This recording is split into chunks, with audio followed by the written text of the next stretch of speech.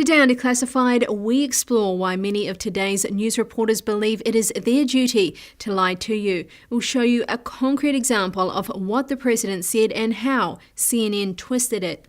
President Donald Trump rolled out a new immigration plan in a press conference held at the White House Rose Garden on May 16th that focused on addressing the major flaws in America's current immigration laws and border control system. Our nation has a proud history of affording protection to those fleeing government persecutions.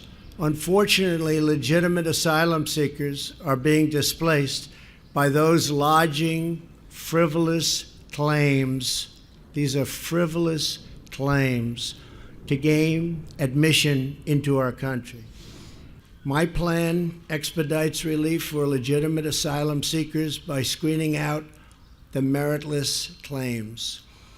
If you have a proper claim, you will quickly be admitted. If you don't, you will promptly be returned home.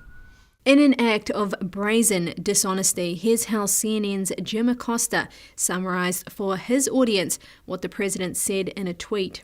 Trump, in Rose Garden's speech, paints asylum seekers with broad brush, accusing them of misleading immigration authorities at border. These are frivolous claims. That bit of sophistry quickly drew the ire of the official Trump War Room account on Twitter, which called out Acosta's dishonest reporting.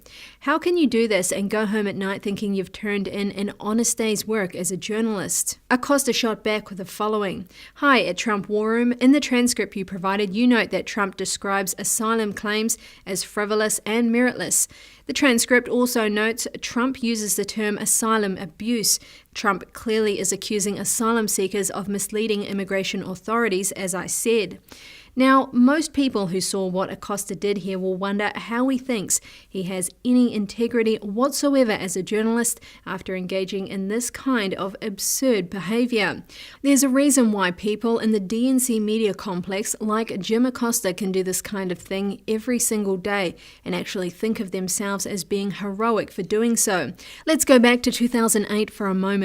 The Associated Press's Washington bureau chief Ron Fournier introduced the concept of accountability journalism publicly back in 2008, which gives reporters the license to go beyond just reporting the facts of a news story in a neutral and objective manner to instead begin putting their thumbs down hard to ensure a desired politicized outcome is clearly seen in the reporting. It gives them a duty to shape the story toward political outcomes.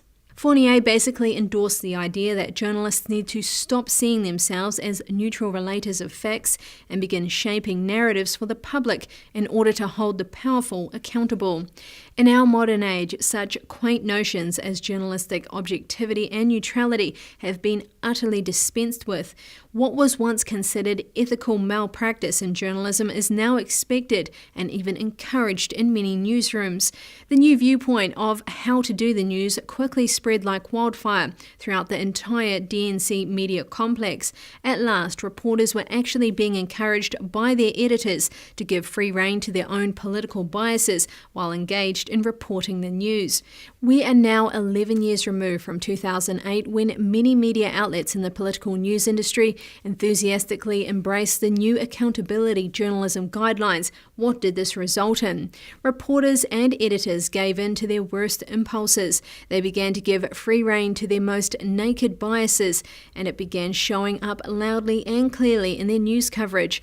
By the time Mitt Romney ran against Barack Obama in 2012, most US news media outlets had ditched even a pretense of neutrality between the candidates.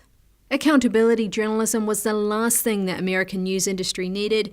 Fournier's Frankenstein monster has now created an entire generation of reporters and editors who see absolutely nothing wrong whatsoever with being politically partisan and biased in their shaping narratives and calling it news coverage as they relentlessly attack one political party while endlessly slobbering adoringly over the other. Since Acosta thinks Trump is a very bad president who needs to be held held accountable at all times. The accountability journalism philosophy gives him the green light to crudely distort Trump's words to achieve his goal of being a heroic journalist who is holding a power president accountable. So understand this: you can't shame reporters like Acosta, no matter how brazenly dishonest his behavior becomes. It's impossible, because they know exactly what they are doing, and they are doing it deliberately because they see it as their vital public service to set the proper narratives for the public, even if that involves lying to the public. He literally sees himself as a hero. As he lies to you, you actually cannot reach him. That's why the old legacy media cannot be rehabilitated. There are too many people inside it who could never go back to the old and outdated way of covering the news. Strictly neutral and unbiased, they would not even be psychologically capable of doing it. Instead of being rehabilitated, it's going to have to be replaced. CNN is on the way out, as are many of these other outlets that went all in on accountability journalism and ditched their objectivity and standards in the service of their own biases and agendas. The DNC media complex's biases and its political agenda are why they fell so hard for the Trump-Russia collusion hoax for over 2 years. A neutral and impartial news industry that checked its own biases at the door and investigated thoroughly would have never fallen for it. Far from making the American political news industry better, accountability journalism totally ruined it. It created an atmosphere where being neutral and objective in reporting on political issues is seen as counterproductive and outdated, while all the hip and sophisticated people who were going places and changing the world were the ones who were shaping the news to fit the right narratives that people needed to hear. What many in the mainstream news media loved the most about accountability journalism is that it allowed them to openly be what they always were: political activists disguised as reporters, chafing under the repressive strictures of the old model of neutrality and objectivity. The good news is the DNC media complex has almost completely rotted itself to the point of total ruin at this point, and the collapse of the industry has already begun. Trump predicts many of these news outlets will be gone in 6 years, and he may be right.